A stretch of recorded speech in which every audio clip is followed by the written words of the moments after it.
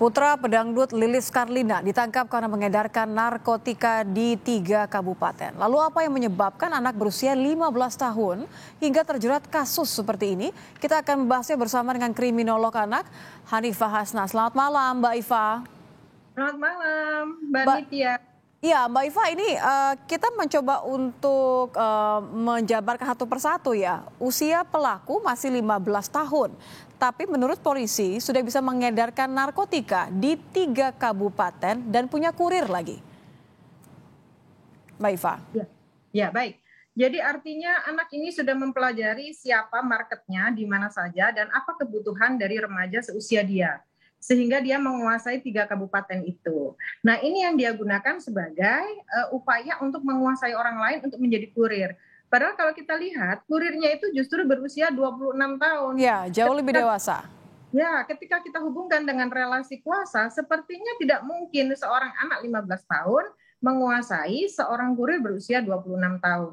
Tetapi karena dia mempunyai sumber daya itu artinya adalah marketnya, terus dia itu mempunyai jaringan tertentu, sehingga dia mampu menggunakan relasi itu, kekuasaannya itu untuk membentuk relasi kuasa dengan si kurir itu yang sudah 26 tahun. Oke, maaf saya potong. Tapi kalau Anda mengatakan usia 15 bahkan sudah punya market, sudah tahu harus mengedarkan kepada siapa. Ini kan mengedarkan narkotika ya. Kemudian ada begitu banyak hal-hal yang tidak bisa dibayangkan untuk anak usia umur 15 tahun. Iya. Jadi gini Mbak, anak-anak zaman sekarang itu kan disebut dengan generasi strawberry. Yang kita pikir mereka itu sangat rapuh.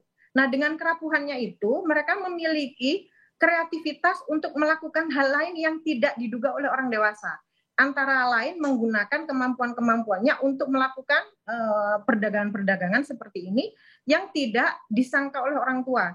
Karena mereka mempelajari, jadi kejahatan itu dipelajari. Dipelajari dari apa? Dipelajari dari relasi yang selama ini dia bina, dari media sosial, serta dari teman-teman yang ada di lingkungannya. Jadi peer group itu sangat-sangat berperan dalam pembentukan pribadinya menjadi baik atau menjadi jahat.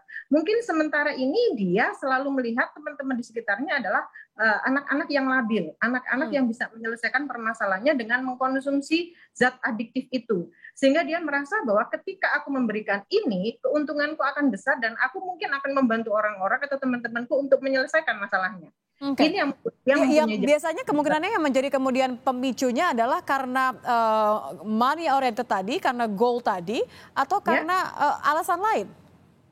Kalau money oriented itu pasti ya Mbak ya, karena dari sini dia kan sudah ada pers release tadi yang sehari dia bisa mengantongi keuntungan 700.000. Ini bagi sebagian orang atau sebagian remaja ini sulit mendapatkan hasil sebanyak itu. Dan ini adalah ladang bisnis yang sangat-sangat menguntungkan. Selain itu, yang disasar remaja karena apa? Remaja dalam kondisi yang sangat labil.